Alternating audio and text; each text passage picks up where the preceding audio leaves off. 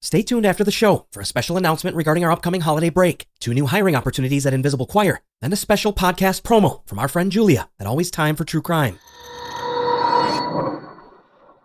This episode is proudly brought to you by Podcorn. Hey podcasters, let me take a moment and share my experience with Podcorn. As an independent show, we recently saw a rapid rise in growth thanks to great listeners like you.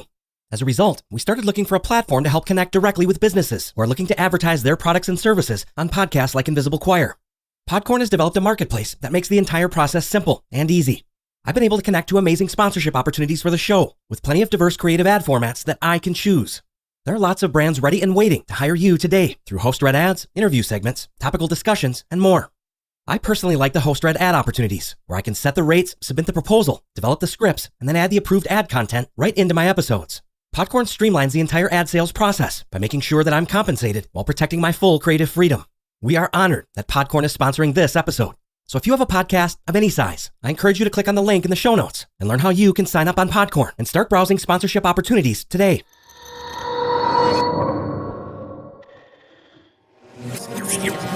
Retreats.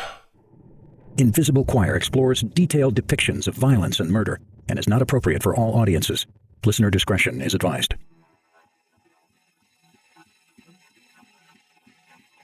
Michael Anderson sits in his pickup truck just up the street from the Martin family home, frozen in shock.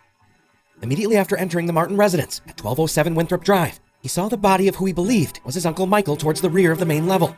He was completely covered in blood.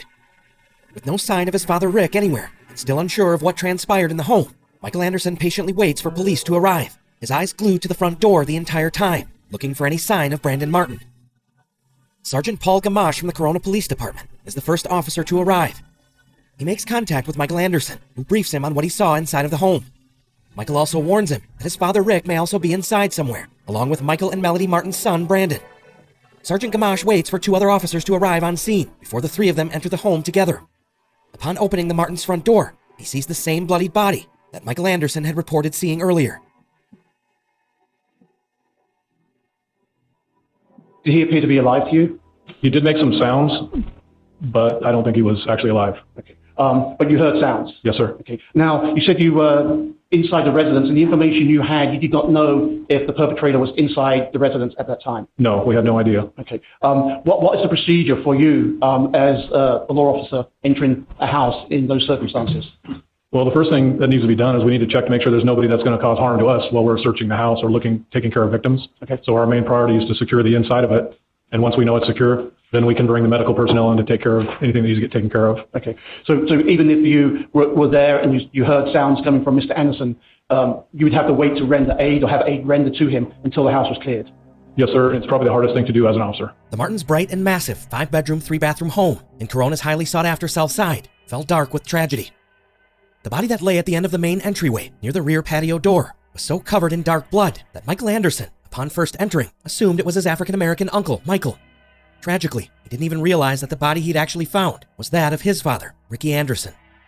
The 58-year-old was laying in a pool of his own blood, where the wooden floor met the living room carpet, his head gently resting upon what appeared to be a medium-sized dog bed, directly adjacent to the rear sliding glass door.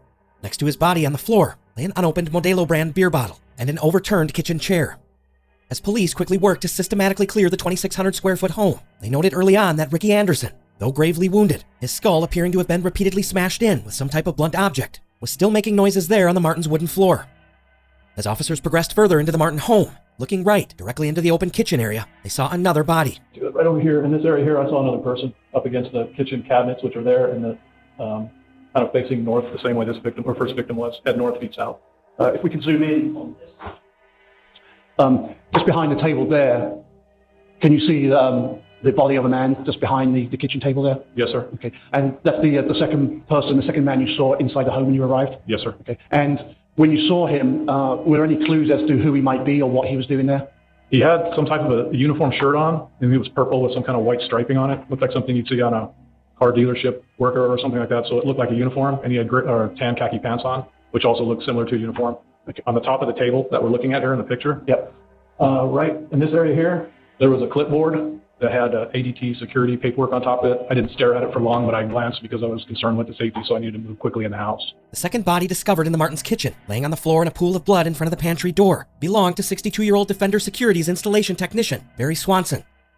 He had been called out to the Martin home to fill an emergency work order after Brandon Martin had been involuntarily committed 2 days prior. He was there to install a new ADT security and keyless entry system.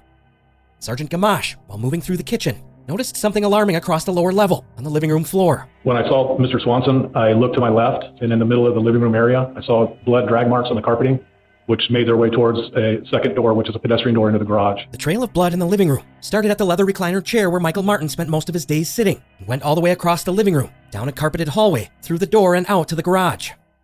The dark red stains appeared in thin, long streaks, with large pools collecting every few feet, as if someone had dragged a body that was still bleeding profusely out to the garage, stopping to rest every so often along the way. You see that photograph there? Yes, sir. Okay. Does that appear to be the continuation of the blood trail from the living room into the hallway leading to the garage? Yes. Okay. If we look at that photograph, at the top of the photograph, there appears to be a door. Correct. Is that the door that led into the garage? Yes, sir. And then when you went inside the garage, what did you see? I saw another individual on the floor with blood around his head. Okay. And you see that photograph there? Yes, sir. Does that appear to be the man that you found in the garage when you arrived? Yes. And that person was later known to you to be Mr. Michael Martin? Correct.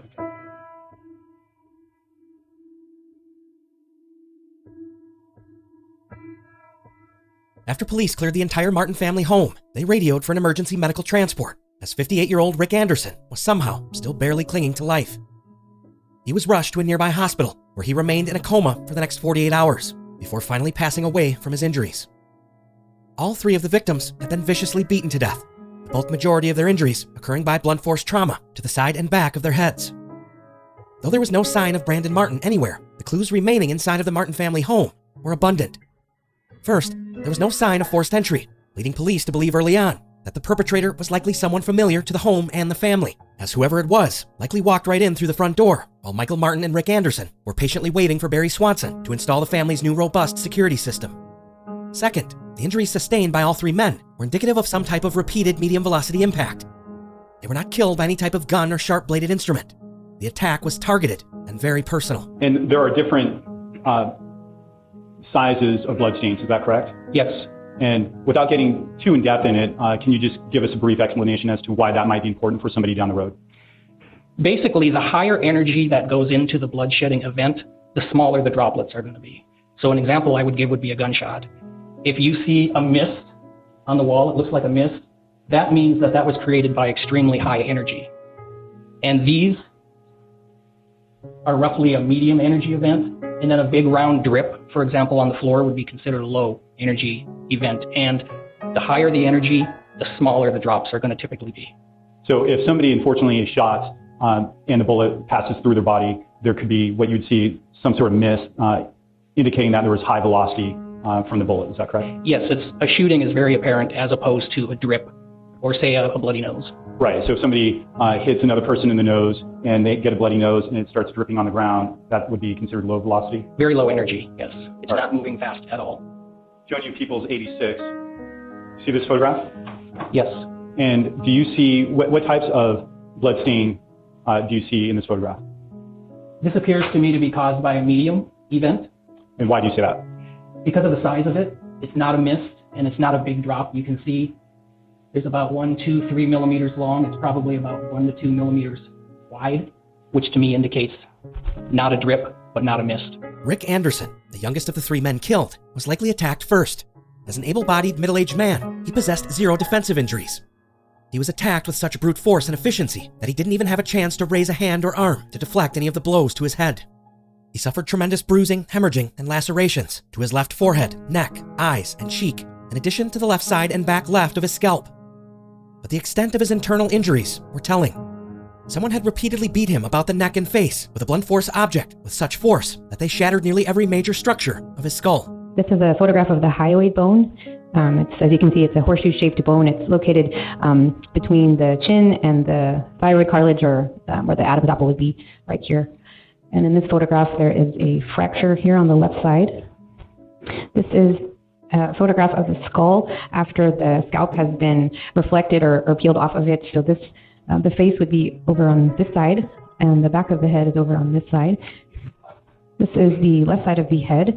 The skull, again, the scalp has been reflected forward and backward, and you can see the hemorrhage on the underside of the scalp, as well as multiple linear fractures involving the frontal bone, temporal bone, parietal bone, and occipital bone in the very back of the head. Okay. How many fractures are we looking at there? Hard to tell. There's a lot of smaller fractures down here, showing, again, numerous fractures of all the bones of the skull. Okay. It appears that the area of impact is approximately here, and then there's what we call radiating linear fractures that extend outward from the impact. Okay. Fragmented pieces of bone that came apart during the removal of the top of the skull. Those fragments, that's uncommon in autopsies when you're just removing the brain. Correct. Okay. So the indication of the multiple fragments show that the skull was hit with such force that those fractures made the head or the skull just kind of crack into different pieces. Correct. Okay. And is that close-up of the fragments of the skull that broke off when the autopsy was performed? Yes. According to later blood spatter analysis, Rick Anderson was likely struck first from behind and then repeatedly struck many times to the head after falling forward to the floor. Defender Securities technician Barry Swanson suffered similarly debilitating injuries from his attack. In addition to several defensive injuries to his palm and hand, Barry Swanson's entire skull showed multiple deep fractures, with several pieces breaking entirely free underneath his scalp.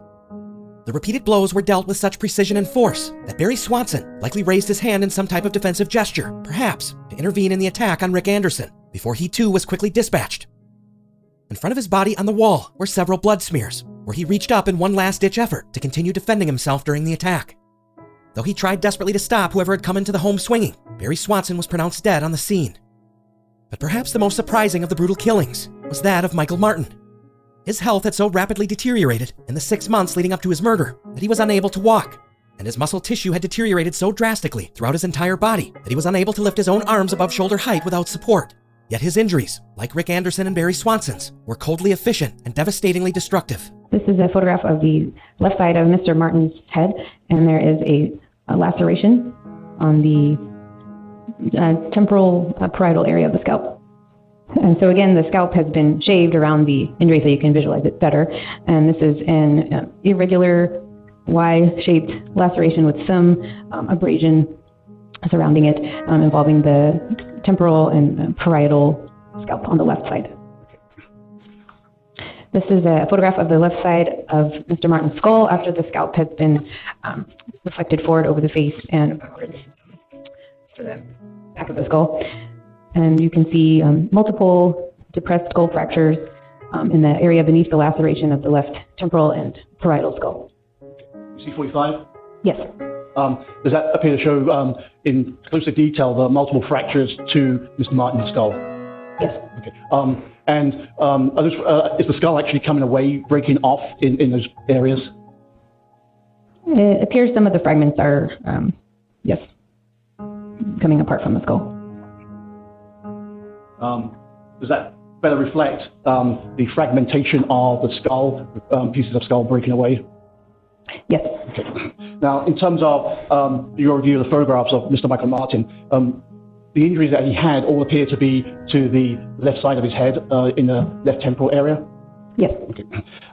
He had no defensive injuries to him? No. Nothing to the arms or the elbows? No. In terms of your expert opinion, in terms of a cause of death, were you able to determine the cause of death for Mr. Michael Martin from your independent review? Yes. And what was that? Multiple blunt force injuries of head.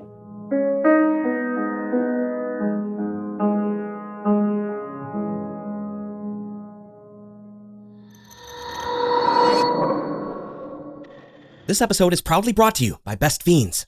Hey, true crimers, if you've listened to Invisible Choir before, you've surely already heard of the awesome mobile puzzle adventure game called Best Fiends. Best Fiends challenges your brain with fun and engaging puzzle levels while you're on the journey to collect tons of cute characters called fiends. The goal of the game is to defeat the evil slugs that have taken over the magical world of Minutia. There are nearly an infinite number of levels, and I recently encountered one called the Ominous Ocean. The game is hard to put down because it never gets old, as it evolves with a new themed event and challenges every single month. Go on your own journey or invite your friends and family to come play along, like I do. Ever since I've invited my friends Pete and Josh to come play along, they haven't been able to put the game down. You can also exchange gifts or compare your progress with one another in the game. If you've never played, I encourage you to come and follow along with me on Best Fiends. Engage your brain with fun puzzles and collect tons of cute characters. Trust me, with over 100 million downloads, this 5-star rated mobile puzzle game is a must-play. Download Best Fiends free on the Apple App Store or Google Play. That's friends without the R. Best Fiends. Now, on with the show. Rick Anderson, Barry Swanson, and Michael Martin had all suffered the majority of their fatal injuries to the left side of their face and head.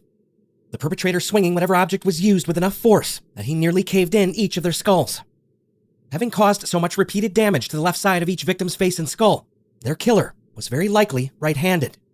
But was Brandon Martin, the once beloved son and future Major League Baseball star, really capable of murder? And why, if he were so angry at his father, would he also kill his Uncle Rick and visiting security installation tech Barry Swanson?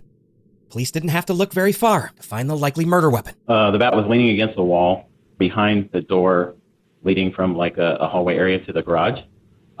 It had dents in it, and it had what appeared to be blood on it. Okay. And when you collected that, how did you store that bat? I recall putting it in a box to suspend it from both ends so that where we saw the majority of what we believed to be blood and damage wasn't touching the packaging. Okay. And did you at some point take that bat to the Department of Justice? I did.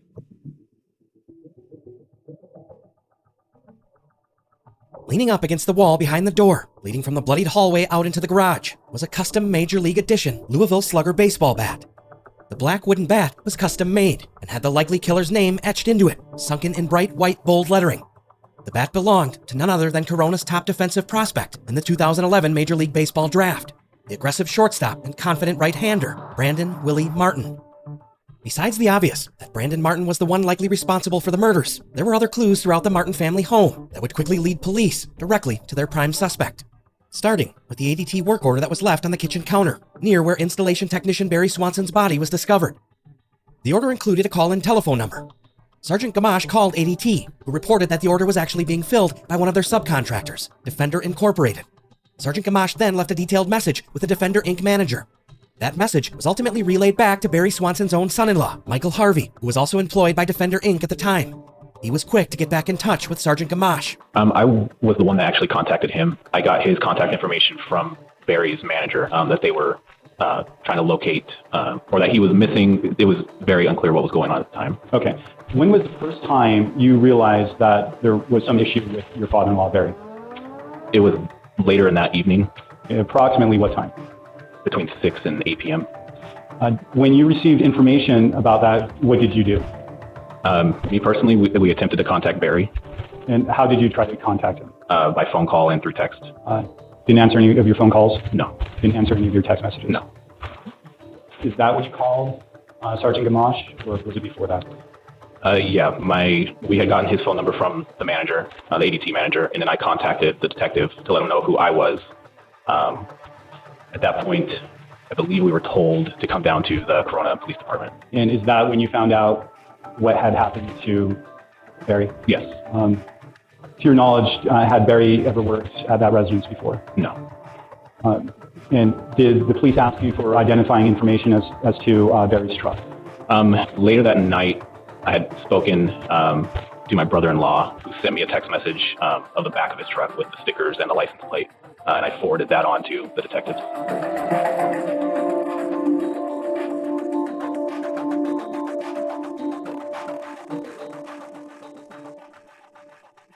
After learning Barry Swanson's full identity from his son-in-law, Corona police immediately put out a felony stop warning on Barry Swanson's white 2012 Ford Raptor truck. The truck that was nowhere to be found anywhere near the Martin residence. It was missing, along with all 3 victims' wallets and cell phones. None of the jewelry, electronics, or other valuables in the home were stolen. But there was something else missing from the Martin family home, Brandon's beloved new dog.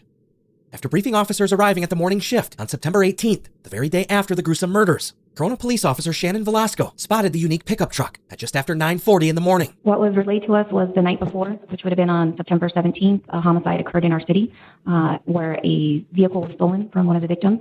And they gave us a description, which I remember was a white Ford Raptor that had a mesh tailgate. And I remember that because I had to ask what a Raptor was. And it also had stickers on it. Okay. Now, at some point, did you see that Raptor during your shift? Yes. I'm going to show you what's been marked as People's 165. Do you see that photograph? Yes. Do you see the truck in that photograph? Yes. Does it look familiar? Yes. And is that the truck that you saw during your shift? Yes. As Officer Velasco turns around and begins following the white Raptor pickup truck, another Corona police officer spots the truck and begins passively pursuing it. Both officers first radio in the sighting near a cul-de-sac in the area of South Lincoln Avenue and West Foothill Parkway, just 1.3 miles from Michael and Melody Martin's home at 1207 Winthrop Drive. By this time, police also had an active description of what Brandon Martin was likely wearing, pulled from a series of still images and video that were captured on the Riverside Transit Agency bus that he took to the stop nearest his parents' home on the day of the murders. Officer Velasco moved into position to get a better look at the driver of the truck. I believe I was more or less behind it because what I remember is I didn't initially follow him, the vehicle into the cul-de-sac. And when the vehicle had rounded the cul-de-sac, I was able to see the driver of the vehicle because the window was rolled halfway down. Okay. And when you saw the driver of the vehicle, what did that driver look like? I saw that it was an African-American male adult. He looked to be young. I would say in his early 20s. And I do remember he was wearing a baseball cap that was green and yellow in color. Did the Raptor, in fact, pass you as you saw the driver? Yes. Okay. And then after the Raptor passed you, did you make a U-turn? I didn't make a U-turn. I went into the cul-de-sac as well. But I just remember that I had waited because I didn't know what he was going to do. And there was such a small amount of space in that street. Okay. But at some point, did the Raptor stop? Yes. And when it stopped, where was your vehicle positioned? I believe my vehicle was positioned behind him. Directly behind it or off to one of the sides? Probably more off to the side. That's what we're trying to do. Okay. On the driver's side or passenger side of his vehicle? Driver's side. When his vehicle stopped, did you stop your vehicle? Yes. After identifying that the driver did in fact match the description of Brandon Martin provided during the morning shift change briefing, Officers Velasco and Bejinas continue passively pursuing the vehicle. After running the plates through their system, dispatch confirms that the truck they are now following is in fact Barry Swanson's stolen 2012 Ford Raptor. But neither officer facilitates a traffic stop because of the high-risk nature of the felony stop warning placed on the vehicle. Because the truck was wanted in connection to 3 homicides from the night before, Officers Velasco and Bejinas wait for one additional marked patrol car to join in on the pursuit before attempting to stop the vehicle. While waiting for another officer to arrive in the area, the truck briefly pulls over and stops. It appears that the driver recognizes that he's being followed. But as Officer Velasco initiates her overhead lights in response, the truck starts moving again, now heading south towards a residential community, until it comes to another dead-end cul-de-sac. Officer Velasco gets out of her patrol car and stands behind her open driver's side door, her service weapon drawn, while Brandon Martin sits in the truck in front of them. Her and Officer Bejinas wait for between 5 and 10 minutes for additional backup units to respond. But having come to their unavoidable confrontation, they yell at Brandon Martin to put his hands out the window, both aloud and using the patrol car's PA system. At this point in the pursuit, they still didn't know how many people were in the truck, or if the driver, now wanted for a triple murder, was armed. After a few additional minutes of waiting, another marked patrol unit arrives on scene, and Brandon Martin is off to the races. Yes, I remember it at rate of speed. That was concerning for me, given we're in a residential community, given the hour. I'm familiar with that area, that there's people that go out, pedestrians, if you will, to walk their dogs, who take their kids for walks. Also, we were in close proximity to an elementary school. Martin continues driving northeast through a small Corona residential community, at one point appearing to pull over and attempt a U-turn. As he rapidly changes direction, now heading directly towards a nearby park and elementary school, Officer Velasco receives authorization to attempt a pit maneuver to force the Ford Raptor to a stop. As Martin continues north, she attempts 3 separate pit maneuvers before the Ford Raptor is finally brought to a screeching halt.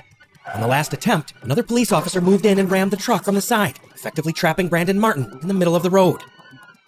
Before police could exit their own vehicles and initiate an arrest, Brandon Martin fled the scene on foot.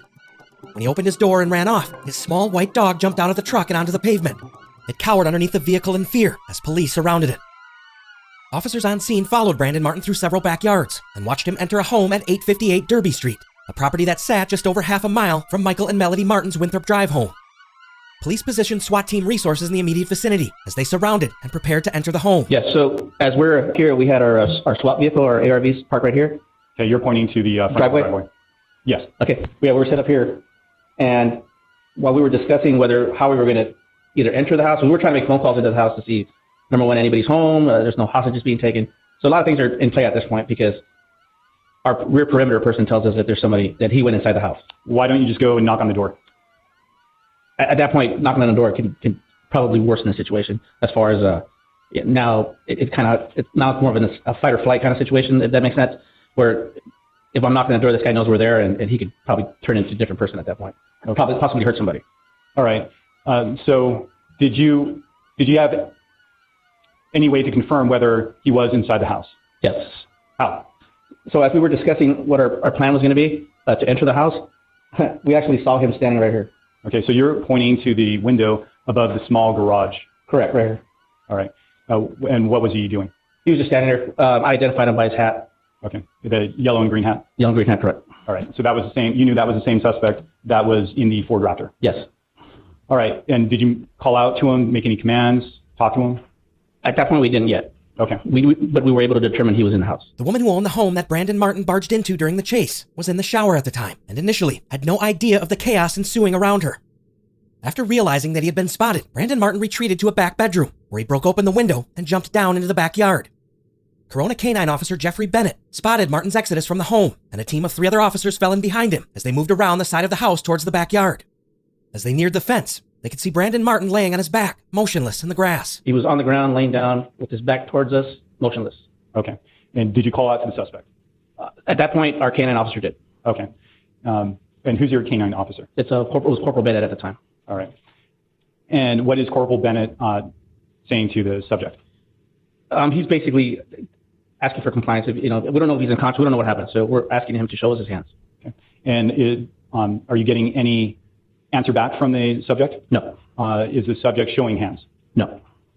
And as an officer in this particular situation, why do you care if the subject is on their stomach that you want to see their hands? At this point, he has not been searched. It's obvious that he's fleeing, and we were able to identify, or somebody was able to identify that was a person, wanted in connection with the homicide. Okay. And as an officer, why does that matter? Because he could have been armed. He could have been armed and waiting for us to approach him and maybe injured a couple officers. Corporal Jeffrey Bennett recalls the exact moment he deployed K-9 Dex after Brandon Martin refused to show his hands. Dex charged, initially biting Martin's right shin. The moment his teeth sank into Martin's leg, he jumped to his feet in a scramble. He immediately sprung up to his feet. Okay. And what did he do at that point? He began fleeing backwards through the backyard, and as he was punching Dex multiple times with fists on his head and face. You said that the suspect was going backwards, is that correct? Correct. And at the same time punching Dex in the nose and face? Correct. What was Dex doing? Was he just latched on, or was he biting opening and closing his mouth, biting different areas? At that point, he was holding the bite and taking that punches. Okay. Did that change? That did change. Explain that. As he was being punched in the head, at one point, Brandon bent down and grabbed the dog in a bear hug, which he had the whole dog's body. His face would be facing the dog's tail now, with his back towards his face, and picked him up, and his body slammed his whole weight onto the dog, smashing onto the concrete. What part of the dog hit first? Would have been his chest area. Chest area, okay. Did Dex respond in any way? He did. He yelled out or screamed. I want to say scream, but I don't know if dogs scream. But he yelled out in pain.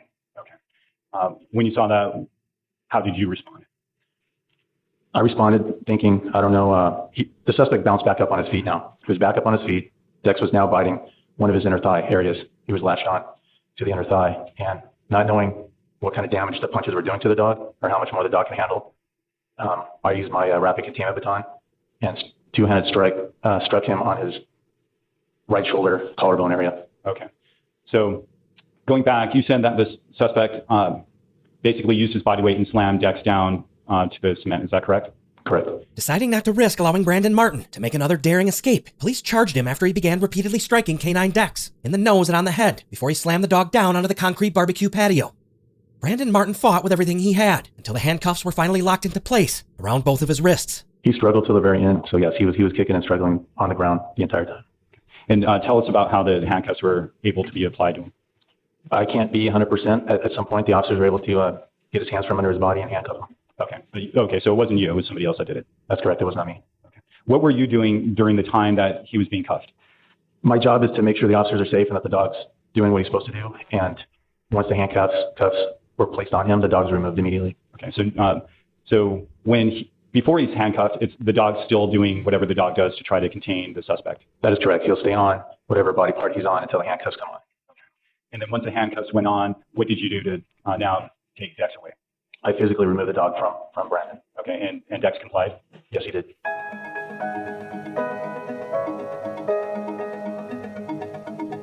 Now that authorities had Brandon Martin in custody, they could begin piecing together his movements from the day before, when his father, Michael Martin, his uncle, Rick Anderson, and Defender Securities installation technician Barry Swanson were all murdered in cold blood. Detective Gail Gottfried interviewed Martin at the Riverside County Jail in a tiny attorney-client meeting booth. He was still showing the physical signs of his vehicular and foot pursuit from a few days before when he spoke to Detective Godfrey through the jail's thick protective glass barrier on September 22nd, 2015. His demeanor was, he was eager that I was there, and the only thing that I would say that the conversation was fluid, and he seemed a little bit tired, but other than that, he seemed responsive. When you say responsive, he responded in an accurate way to your questions. Correct, the content was there. Okay. And so I think a moment ago you said the conversation was fluid in terms of you would ask him a question, he would answer, and then you would follow up with another question, and he would answer. Correct. And the reply seemed to be oriented to the question. Yes. Okay. And you said he seemed a bit tired. Yes. Did he tell you that he was taking some pain medication for injury to his shoulder? Yes. And that interview you had with him was recorded? Yes, it was. Okay. And audio recorded. Audio recorded. And again, you mentioned this was in the attorney-client booth. Correct. So just so people have an understanding, if you go to the Riverside County Jail as an attorney to meet with a client, you're shown to a room that has plexiglass down the middle of the room and seats on either side of the plexiglass. And plexiglass in front. Plexiglass in front. And so there's no tangible interaction between the client and the attorney. Correct. Due to the poor acoustics from the jail's meeting booth, the audio recording from the interview was barely audible. However, during questioning, Brandon Martin denied having anything at all to do with the grisly crime scene discovered in his parents' home late in the afternoon on September 17th. But Detective Gottfried already had a wealth of information at her disposal to refute his repeated claims that he was not the killer. Martin first claimed that he arrived at the family home sometime before noon, and that upon entering the front door, discovered the grisly crime scene, claiming that the murders had already taken place. That he was so afraid police would consider him the prime suspect, that he then casually entered the home, grabbed a few of his belongings, went out to the garage to get himself a can of Dr. Pepper soda, and then emptied each man's pockets, taking with him their wallets and cell phones. He also admitted to taking a pack of cigarettes and a knife from Barry Swanson's pocket, in addition to his truck keys. He didn't have access to a vehicle of his own at the time, so he claims that he stole Barry Swanson's truck because he feared his mother would return home later that evening, believing he was the killer if he stayed behind at the crime scene. But Detective Gottfried already knew that Brandon Martin's timeline and recollection of events was entirely fabricated. Police had already pieced together a timeline of Brandon Martin's travel back to his family home against his parents' wishes, which had been communicated to him by ETS staff before he was released and sent packing with a Riverside Transit Authority bus pass and directions to the nearest station. But instead of taking the bus elsewhere, to another family member or friend's house, Brandon Martin was captured on video, taking an RTA bus all the way to the stop nearest his family's home. The video captured him getting off the bus at 3:02 p.m. on the 500 block of East Grand, just 2.7 miles from his parents' house. Detectives had already walked the route themselves on foot and had paced the walk from the bus stop to the Martin residence as taking anywhere from 51 to 55 minutes, which would have placed him at their home at or just after 4 p.m. Police also knew Brandon hadn't been at the family home any earlier in the day because Michael Martin had an appointment that afternoon with his occupational therapist, Desiree Seagraves. According to her visitation report, she noted leaving the Martin residence at approximately 3:50 p.m., missing the brutal attack by an estimated 15 or 20 minutes. Before departing, she left a California Visiting Nurses Association booklet on Michael Martin's side table, right next to his leather recliner. That booklet was covered in blood spatter from the attack, so police knew that it occurred after she left, at or shortly after 4 p.m. Police also knew that everyone was still alive inside the home at that time, because Rick Anderson had made a phone call to his dentist at 4 p.m. He also briefly contacted his son Michael at 4:10. But Barry Swanson, the man police could only identify by his work uniform and the ADT work order left on the kitchen counter, had also made a call shortly after 4:10 p.m. to the ADT Security System Activation Hotline. Detectives had already obtained from ADT an actual recording of that phone call, which appeared to have captured Barry Swanson's last moments alive before he likely attempted to intervene in the vicious attack unfolding in the Martin family home right in front of him.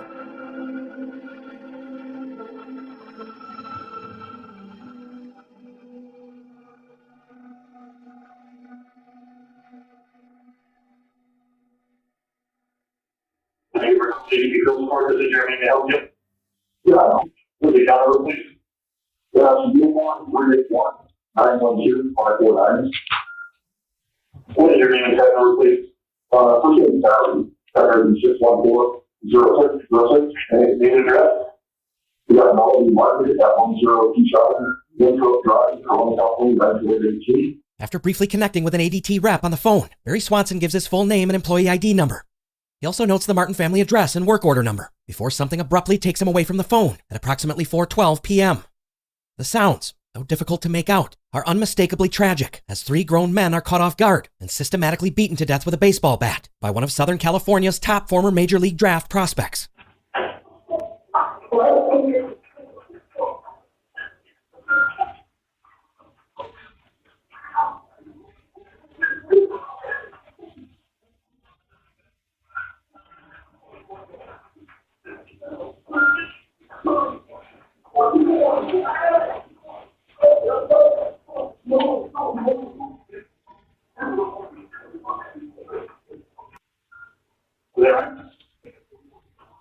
Barry? Barry?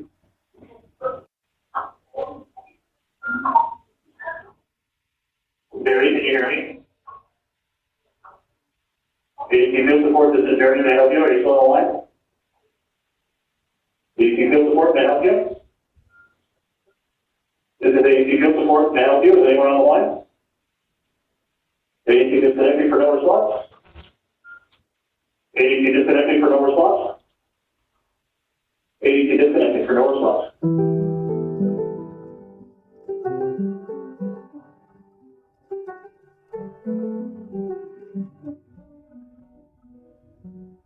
Brandon Martin was spotted on one of the city of Corona's red light intersection cameras at 4:44 p.m., driving Barry Swanson's white 2012 Ford Raptor. Detectives knew that he was in the home at the time of the murders, and that he was the killer. Brandon Martin did admit during questioning to driving down the road after stealing Barry Swanson's truck to go to the Carl's Jr. fast food restaurant to grab himself some dinner after he allegedly stumbled into the grisly crime scene at his family home. He then claims that he noticed Barry's truck was nearly out of fuel, so he took one of the credit cards from Barry's wallet and attempted to fill the gas tank at a nearby gas station. But that card was declined, so Brandon said he planned to stay the night in the area and then return to the family home the following morning to take his Uncle Rick's truck instead. He admitted to throwing out all 3 of the men's cell phones while at the gas station, before eventually disposing of their wallets by randomly throwing them in people's backyards around the neighborhood. When confronted with the complete breakdown of his timeline and recollection of events, and the fact that police actually already possessed a copy of the ADT phone call which captured the horrific sounds of the attack, Brandon Martin changed his story. He would later claim that he did arrive at the house sometime later, around 4 p.m., but that he saw his Uncle Rick standing out back of the home smoking a cigarette. When asked why he walked around to the back of the house without first knocking on or entering through the front door, Brandon Martin claimed that he spotted his uncle and wanted to see what he was doing. Though he initially claimed to have briefly spoken to his Uncle Rick out back, he would later change his story yet again, claiming that after seeing his uncle at the rear of the home, the two didn't have any interaction or communication with one another because Brandon, quote, walked back around the front of the house, laid down and took a nap in the grass for like an hour. He then explained that the murders must have taken place during his nap in the front lawn because everyone was already dead by the time he finally entered the home through the front door. Brandon Martin's story was entirely nonsensical, just like much of his behavior was in the weeks and months leading up to the gruesome murders. When Detective Godfrey confronted Brandon with the information about the bloodied baseball bat they had taken into evidence, he then added something else to his story. He claimed that after discovering the horrific crime scene inside the home, the one that he allegedly had nothing to do with, he retrieved his custom baseball bat from his upstairs bedroom. He was allegedly going to use it to poke at the 3 dead men, but after picking up the bat, he noticed that it was covered in blood. He then claims that he swung the bat randomly at several objects upstairs, including a leather sofa, before setting it back down and leaving the scene. He admitted to Detective Godfrey that he, quote, washed my hands off while leaving. Strangely, he also claimed to know that some of the blood on the bat belonged to his father, and that he, quote, touched him a little bit with it, claiming that he used the bat to poke and prod at his father's bloodied and caved-in skull while out in the garage retrieving a can of Dr. Pepper from the garage refrigerator. He said he did it to see if his father was still alive. When asked why he took his dog Slauson with him before leaving the home, he simply replied, because I didn't want to be lonely. Before wrapping up the interview, Brandon Martin asked Detective Godfrey if he was still being charged with the murders. But she told him he was. He asked her aloud, quote, but where's the proof?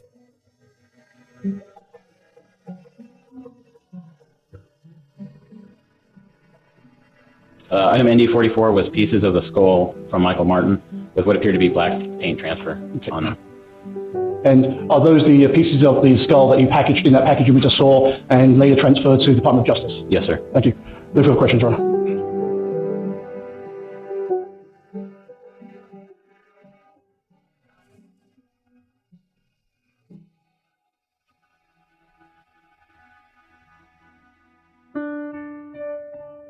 On November 4th, 2020, a jury of Brandon Martin's peers found him guilty of 3 counts of first-degree intentional murder. He was also convicted of evading arrest, vehicular theft, obstructing a peace officer, and injuring a police canine. During the penalty phase of the trial, Brandon Martin's defense team aggressively fought to demonstrate that their client was severely mentally ill, and that all of the warning signs were there since his initial diagnosis of paranoid schizophrenia in 2013. But one of the most controversial questions plaguing the entire case was why didn't Brandon Martin's family disclose his apparently rapidly deteriorating mental health to the various counselors and therapists that he visited with between 2013 and 2015? Most of Brandon's close friends and extended family knew nothing of his alleged paranoid schizophrenia diagnosis, and instead assumed that his strange and at times aggressive and violent behavior was instead due to his increasing drug use. It was a question that prosecuting attorneys badgered Melody Martin on over and over again as they fought to have Brandon put to death. The prosecution alluded to the idea that Melody Martin was either protecting her son's potential future in professional baseball by actively covering up his diagnosis, or that she was making up his entire history of mental illness simply to spare his life so that he would receive a sentence of life in prison without the possibility of parole, instead of being sentenced to death. Now, in fact, Brandon didn't talk to himself very often, did he? Every day. Every day? Every day. Okay. Did you find that to be unusual? Yes, that's why he went to see 3 psychologists, three psychologists, counseling, drug testing, blood work. Okay. Absolutely. All right, so you were very concerned about it, correct? You're right, yes, sir. I was very concerned. And you would have told all those psychologists or psychiatrists about Brandon talking to himself, if that was true, correct? No. You would not have told them? No. You must understand the reason that we reached out to him To who? was Dr. Solomon that we're talking about, the doctor. The reason I reached out to him was we wanted a combination of a psychiatrist and medication and a psychologist for talk therapy so that Brandon could open up to somebody, that the combination of those 2 things. Okay, Ms. Martin, I'm going to stop you right there. So you didn't think that a psychologist, it would be relevant, maybe even important information that Brandon talked to himself every single day and heard voices every single day? He never asked me those questions, so no, I didn't. That wasn't the purpose of his visits. Okay, and you didn't think it might be, so Dr. Solomon, one thing I might tell you is, by the way, my son is talking to himself and hearing voices every day. Do you think that might be important to know? If indeed that was true. Again, I did not take my son to see a psychologist for a diagnosis on his mental illness. The question is, you don't think that would have been important for Dr. Solomon to know, yes or no? Objection, that's argument. Can you repeat the question again? I'm sorry. Yes, do you think the information about Brandon talking to himself or hearing voices every single day, if that was in fact true, would be important information for Dr. Solomon, yes or no? I think that information would be important for Dr. Solomon to know by Brandon telling him. But not by you, correct? Not necessarily, no. Okay. The same jury that convicted Brandon Martin of the murders of his father Michael, his uncle Rick, and Defender Inc. installation tech Barry Swanson ultimately recommended that he be sentenced to life in prison without the possibility of parole. During the penalty phase of his trial, they listened to several family members of the deceased give powerful victim impact statements, explaining the tragic and lasting effects the senseless murders had on them and their families, beginning with the family of Barry Swanson. I was his only girl, and the only girl of the entire family. So I was his princess. That's what he always called me. He was an amazing friend and father. Everyone who met him knew him, and he was a helpful person. He would do anything for anyone. I don't know that I have enough time to really explain how amazing he was. He was a best friend and an amazing dad. I don't have my person anymore. My dad was the glue that held our family together. This has torn apart the relationships with my brothers and myself, with all of our family. There's no way to heal and move on from something like this. And my dad was the one that kept us together. He wasn't just a dad to me. He was, a mentor, somebody that I talked to constantly. He lived with my wife and I and my kids. We had a property where he lived in the back house, and we spent a lot of time together.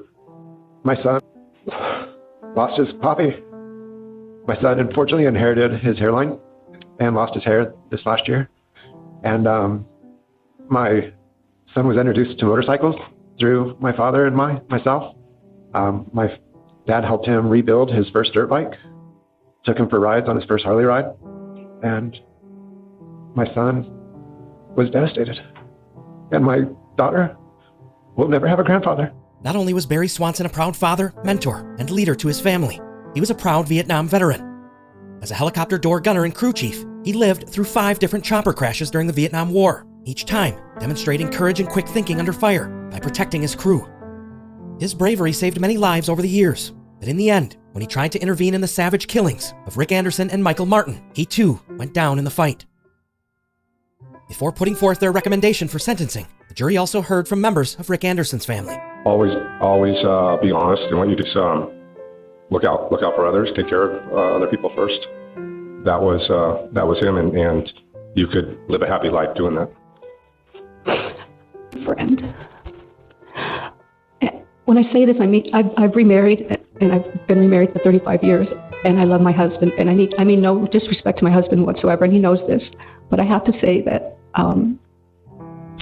Rick is the best thing that ever happened to me, because, as I said, he brought this foundation to me that this young 15-year-old girl from Missouri, I didn't have a family. I would have aged out of the foster care system at 18. I had no parents to turn to. He helped me find my voice. It's been very, very hard. I miss him every day. I miss his voice. I miss talking to him. I was close with his family. Before concluding, the jury also heard directly from Melody Martin, wife to victim Michael Martin, and mother to Brandon, his killer. She pleaded with them to spare her son's life because she couldn't bear losing yet another family member in the tragedy. Michael and I shared a very special relationship. We had breakfast every morning together. I made him lunch on the days that he didn't have dialysis. We had dinner together every night. We talked about our day every day. We shared everything. We got each other. We got each other, and we were to be together for the rest of our lives, and our vows we took very seriously. I miss him terribly. To share my days with. I've had so much loss, so much death. It's so profound. I do not want to lose another member of my family. It would be a dagger in my heart. Thank you, ma'am. Nothing further.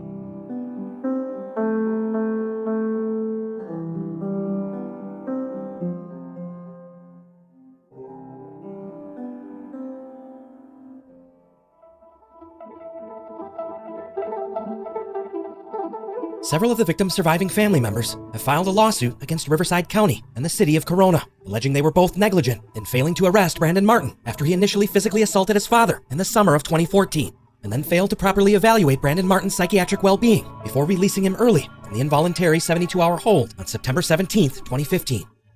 The suit also alleges that neither Defender Inc. nor ADT Security Services appropriately notified police when Barry Swanson, Michael Martin, and Rick Anderson were attacked and killed mid-phone call during the security system installation. Judge Bernard Schwartz will return to the courtroom in January of 2021 when he will render his final sentence for Brandon Martin. Thank you all so much for listening. We did it. We made it through 2020. We're taking a much-needed holiday break, and we'll return with a regular free episode on January 31st, 2021. Until then, check out our regularly scheduled premium programming at patreon.com/Invisible Choir, or click the link in the show notes. Also, we're hiring 2 new writer-producers. If you think you have what it takes, go to invisiblechoir.com/hiring to learn more. Have a safe and enjoyable holiday, everyone. Until next time.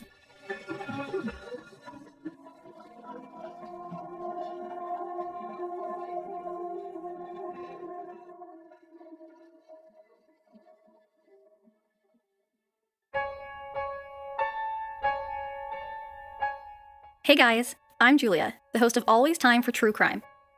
Each week, I cover a lesser-known case of murder, both solved and unsolved, disappearances, or serial killers. So if you're looking for something beyond Ted Bundy or JonBenet Ramsey, come check out Always Time for True Crime and learn about some cases you may have never heard of. You can find it anywhere you listen to podcasts.